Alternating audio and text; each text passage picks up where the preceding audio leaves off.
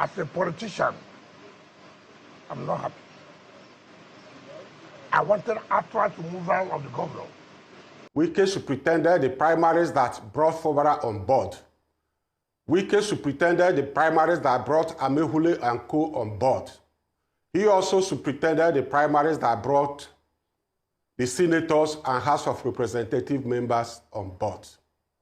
Luckily, all these persons were voted in by Rivers people. Sim Fubara was voted as governor by Rivers people. The House of Assembly members were voted, including the 3 senators and about 9 or 10 House of Representative members. By this gesture, Wike believed that he has assisted these people to ascend to the offices they are currently, and that they should be loyal 100% to him. The battle for Nigeria's 2027 general election has already begun, but the front lines are not where you did expect. Rivers State, once a stronghold of the opposition, the People's Democratic Party is now the epicenter of a deepening political storm. Behind the scenes, a quiet but brutal war is unfolding, a war of defection, power struggles, sabotage, and survival. And at the center of it all are President Bola Tinubu, the FCT Minister Nyesom Wike, and Governor Sim Fubara. This is not just a story about a governor and his predecessor. It is a tale of political realignment of a ruling party using its federal power to dismantle the opposition in real time. The seed of this crisis were planted in 2023, shortly after President Bola Tinubu was sworn into office, and Nyesom Wike, the outgoing governor of Rivers State, was appointed as the Minister of the Federal Capital Territory. Wike's appointment was controversial. A PDP governor joining an APC administration, many questioned the loyalty.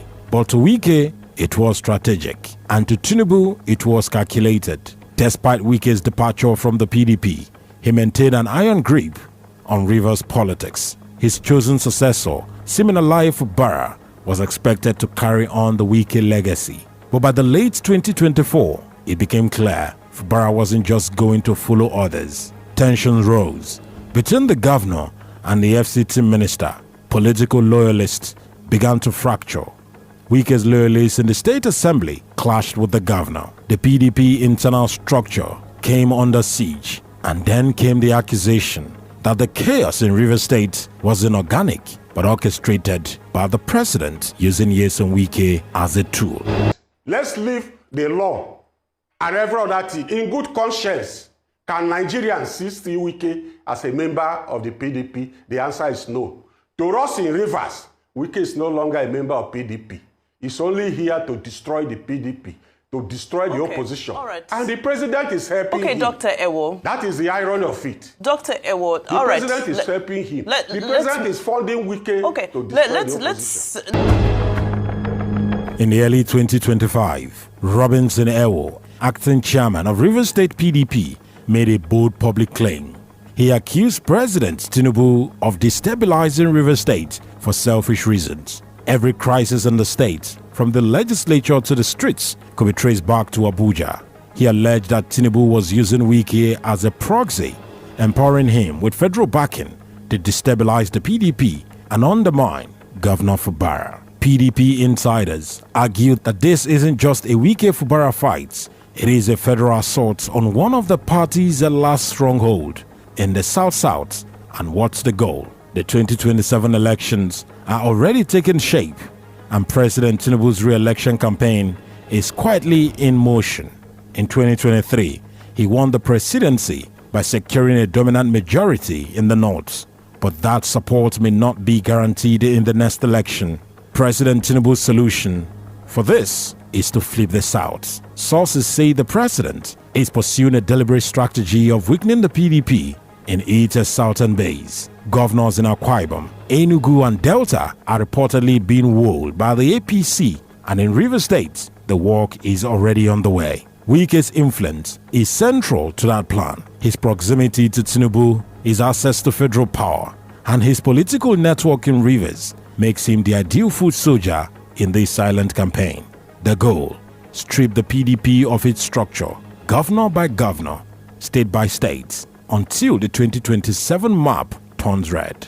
What's emerging is not just a political crisis, it is a strategy of realignment. PDP leaders claim that Tinubu is using Wike as proxy to undermine opposition states from within.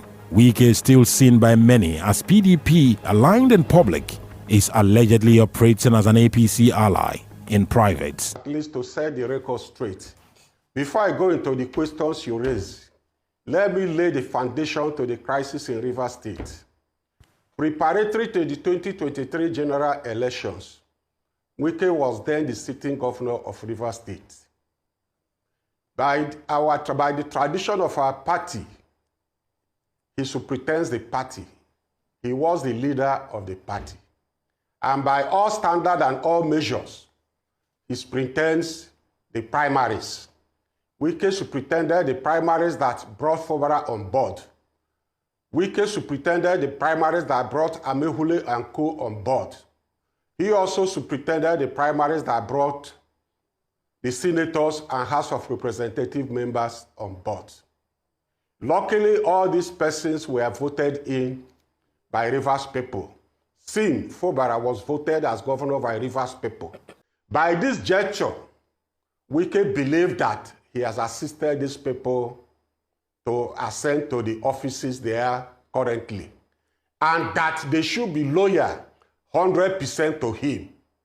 Going forward, that he will call the shot, decide what happened in the state, control the structures of the state, control the finances of the state. He also went further to let us believe that if the governor at any point he is not satisfied, he can order his removal. That was exactly what happened in October 2023. Fubara was barely 5 months in office. Wike ordered his removal, and Martin Amehule and Co. were prepared to carry out the order. But nature the way it is, and the polity the way it is, Rivers people resisted it. Because Wike assisted Fubara to clean the PDP ticket, but Rivers people voted him. At that point, Rivers people now own Fubara and no longer the FCT minister. Rivers people resisted it. This was the crisis in Rivers State. The tension has forced Fubara into a corner. He's faced with a choice: defect or be destroyed. Insiders say that talks of his eventual alignment with Tinubu are already on the way, not necessarily through defection, but through silent cooperation. Much like we have seen in Akwa Ibom. In this new era of politics, loyalty isn't just declared, it is traded.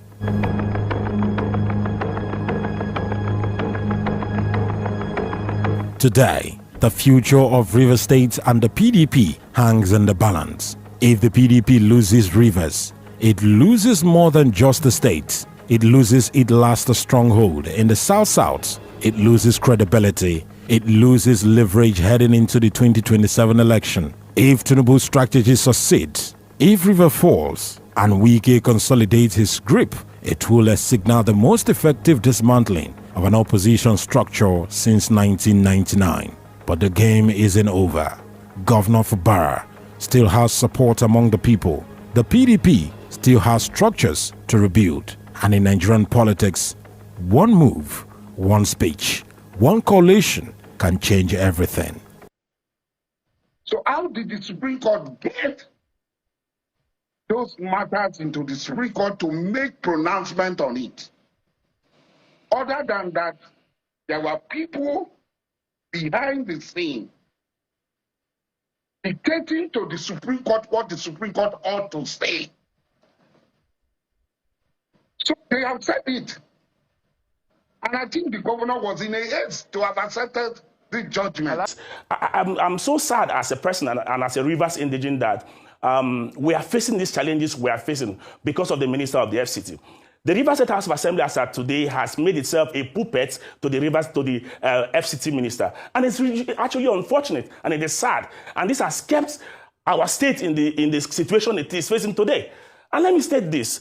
The challenges we are facing, we felt when the decision from the Supreme Court came that these issues would at some point be relaxed and all that, and everybody would not follow the decisions of the Supreme Court, and will now get to make progress as a state. But it's not looking likely that we are going to make progress because somebody wants everybody to come, bow before him, and worship him. That cannot happen.